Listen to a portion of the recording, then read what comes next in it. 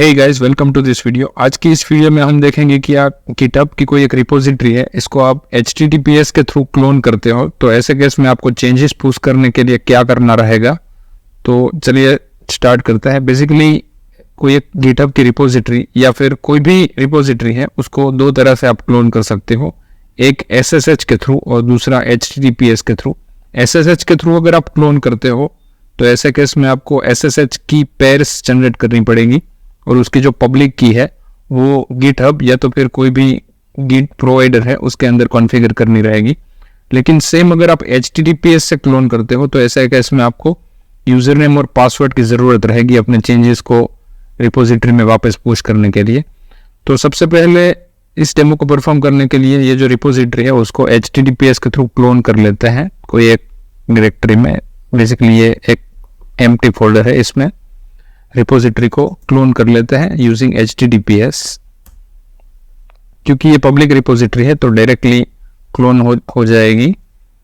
और इसमें अभी हम चेंजेस करने के लिए ये जो रिपोजिटरी है उसको एडिटर में ओपन कर लेते हैं और इस रिपोजिटरी में कोई एक फाइल है उसको ऐड कर देते हैं, कोई भी एक फाइल, लेट्स से abc.txt, और उसमें कंटेंट लिख देते हैं लेट्स से टेस्ट abc और इसको सेव कर लेते हैं। वापस चले जाते हैं टर्मिनल में और टर्मिनल में जाके चेक करते हैं कि इसमें कोई चेंज है वो दिखा रहा है या नहीं। तो यहाँ पे एक फाइल जो हमने ऐड की abc.txt वो एज ए चेंज हमको दिखा रहा है। तो इसी चेंज को ऐड करने के लिए let's say git add abc.txt और इसको कमिट कर देते हैं, लेट्स से git commit, और मैसेज दे देते हैं लेट्स से abc.txt added।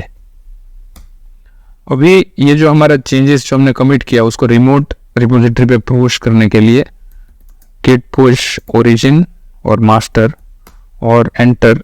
और क्योंकि हमने HTTPS के थ्रू क्लोन किया है तो हमें यहाँ पे एंटर करना है यूजर नेम। यूजर नेम जानने के लिए आप यहाँ पे आपको यहाँ से मिल जाएगा ये जो आपका प्रोफाइल आइकॉन है, उसमें ये जो टॉप पे प्रोफाइल आइकॉन के साइड में दिखा रहा है वो बेसिकली आपका यूजर नेम है। तो आप यहाँ से कॉपी कर सकते हैं और यहाँ पे पेस्ट कर सकते हैं। और नेक्स्ट है पासवर्ड। ये पासवर्ड है वो गिटहब का आपका अकाउंट का पासवर्ड ना होते हुए एक एक्सेस टोकन है जो आपको गिटहब में जाके जनरेट करवाना रहेगा। तो इसके लिए आप अगेन ये जो प्रोफाइल पिक्चर है उसमें चले जाते हैं और इसमें लास्ट में एक ऑप्शन है सेटिंग्स करके। इसमें सेटिंग्स में भी आप अगर नीचे जाएंगे तो एक और सेटिंग्स है डेवलपर सेटिंग्स, आप वहाँ पे जा सकते हैं और यहाँ पे ऑप्शन है पर्सनल एक्सेस टोकन का। आपको जनरेट करवाना है पर्सनल एक्सेस टोकन क्लासिक और यहाँ से जनरेट न्यू टोकन करके टोकन को जनरेट कर सकते हैं।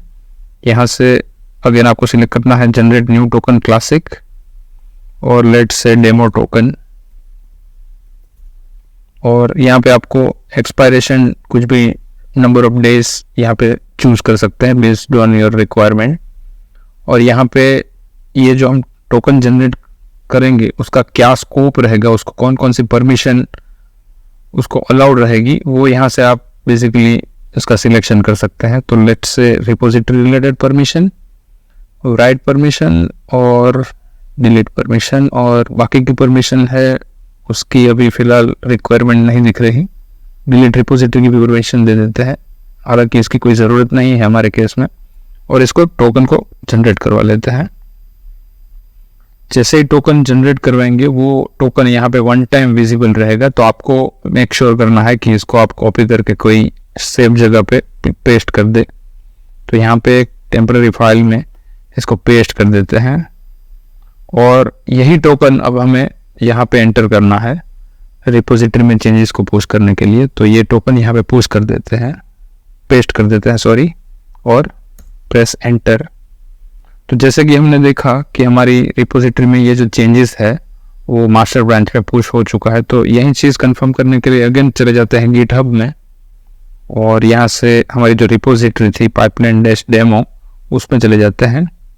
तो यहाँ पे हम देख सकते हैं कि abc.txt फाइल है जो कि हमने लास्ट कमिट में क्रिएट की, वो यहाँ पे क्रिएट होके आ चुकी है और उसके अंदर का कंटेंट भी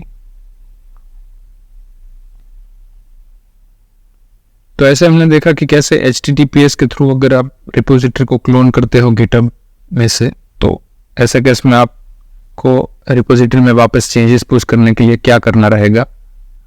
तो आई होप कि ये वीडियो आपको इन्फॉर्मेटिव लगा होगा। तो मिलते हैं नेक्स्ट वीडियो में। Till then have a nice time.